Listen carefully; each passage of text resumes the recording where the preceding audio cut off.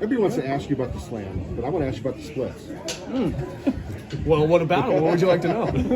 Well, I mean, it's, you expect your first baseman to do it, but not every guy can do that. And, how have you honed that? Is that a point of pride with you? And this, defense is really a point of emphasis with this whole team. So how does that really...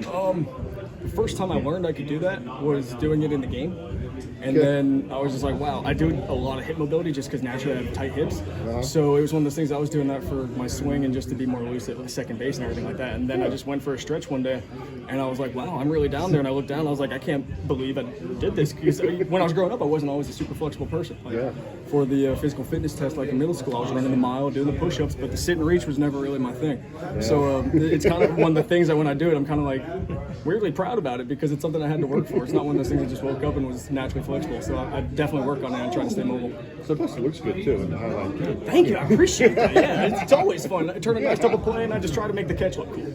So to clarify, today was the first time that no. The first time was the first time I played first base back with Boston. I just did a split and I was like, wow, I don't know how to get up.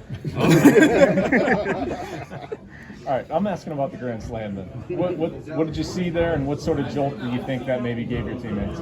Well, first home run of the season, I didn't even realize it was the first for the team. I was just like, first one for me. I thought that was pretty awesome. But bases loaded, anytime bases loaded, the pressure's on the pitcher. So one of the things for me, I'm huge on mental skills and everything like that. So one of the things I try to do is kind of change the perception from I need to produce here to the pressure's on him, and he has to produce here. He has to make the pitch. He has to make and execute pitches in order to get me out because he can walk me, score a run. I can hit a pop-up, score a run. I can hit a single, score a run. So a lot of the pressure's on him. I just tried to get a good pitch to hit, and he threw me the first pitch was a good one.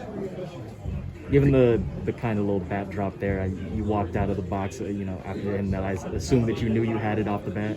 Yeah, off the bat, I knew I had it. I've never been a bat flip guy or anything like that. I'm always, people say that my bat drop and everything like that, but it kind of just happens in how I swing. I don't hit it and then I'm like, oh, look cool or something like that. It's just kind of how I finish my swing and drop it out of respect. I'm not going to throw it in the air. It's just not really my thing. But I think it looks kind of cool, so I just kind of roll with it, honestly. It's casual. Yeah. You had to do a couple splits. I mean, you got the best view of the house, of a couple of those plays going on there. I mean, how special is, what we basically saw up there one today? with Edmund was such a close play. As soon as they were reviewing it, I told the umpire, I'm like, honestly, no matter how this goes, that was a tough call. I just want you to know. Because we're doing the best out there in the way. And, it's in front of everybody. Then they got overturned, so I didn't want him to feel like, oh, I messed up. I was like, hey, everybody messes up, but that was a tough one. I try to be respectful.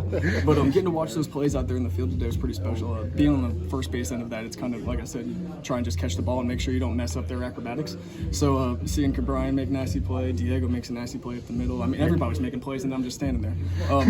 Newman makes an incredible throw on that one spin and throw and everything like that. But I'm telling you, I'm just standing at the bag trying to catch it. And that's really it. You're splitting there, not standing there. You're right. I'm splitting. My legs are on the ground somehow. But Of the two that Newman had, the Emmett one and the O'Neal one, which would you kind of give favor to as far as being the more impressive player? Or are they two just hard to grade? So I didn't even get to see the one against Edmund because it was hit pretty awkwardly. I took a jab step, and by the time I got to the bag, he was releasing it. And I was like, how did you get there? Much less transfer the ball that fast. And I told him once I got in the dugout, the carry on that throw was unbelievable. Usually those type of wild throws, the first thing I think is stay low, get ready for an erratic throw.